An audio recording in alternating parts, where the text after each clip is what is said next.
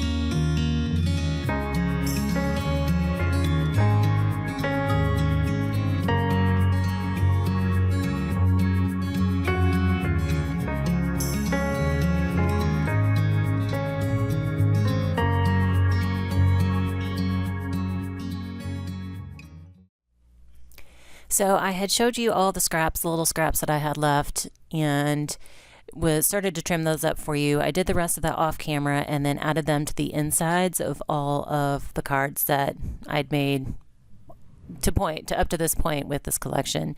And I still had some scraps left, so I didn't want to just recycle them. And so I decided to make some little strip scrap cards, some little 3x3 minis. So here I'm just showing you that I've cut down a piece of cardstock that I think was 2 3/4 by 2 3/4, and then just covered the front of it with adhesive. And I'm just laying the strips there kind of across the card diagonally, and just trying to make sure that they do line up. And it doesn't really matter what color cardstock you're using. I used yellow because that was some that I have left, and yellow is not a color I use very often. And so once you get the strips all laid out, you want to trim it up. And so I went ahead and trimmed it up because I wanted to use one of the strips I had used on the opposite corner on this last corner. And then you just trim it up and it becomes a little card mat. So I still have strips left, didn't want to give up yet, even though I was ready to be done with this collection. So I decided to make another one. So I trimmed this piece of cardstock down to 2.5 by 2.5 because these strips were just a little bit smaller. I did have to bring in a scrap of yellow cardstock to kind of go across that middle section that's the longest. And then just did the same process with this one where I cover the front of it with adhesive. And I like to work with my ATG for these because if you use wet glue, if you were to put it across the front of the card, it would start to dry up before you were done. And otherwise you would have to, apply it to each individual strip, where this process just works quicker and easier for me. You can see there for one of the strips, I took 2 of the same strip and kind of matched them up there. And that, I think I can cover that once I add some type of embellishment to the front of the little cards. So here I'm just trimming it up and then using one of those last little pieces on that last corner there. And so now I am fine with getting rid of the last of those little bitty scraps. So the last step is to just adhere these to the card. So since I made an extra card, I just took some yellow cardstock, trimmed it down to 3 by 6 inches. That's what the 3x3 mini card base is. And I'm just going to adhere my new little card mats onto the front of my little mini card bases. And since there's a lot going on already with all the different colored strips, I want something kind of simple to go on the front of the cards that isn't very busy. Here I'm just putting some of those last little bitty border strip stickers that I had left on the insides of the cards. That finished off my sticker sheet for the most part, except for 2 random word stickers, one that says "Such-a" and one that said "Dance." And I was trying to figure out what to put on the front of these cards and remembered I had some die cut crowns in my stash. So I pulled those out since they were pink, and I am just gluing those to the front of these cards, just keeping it simple.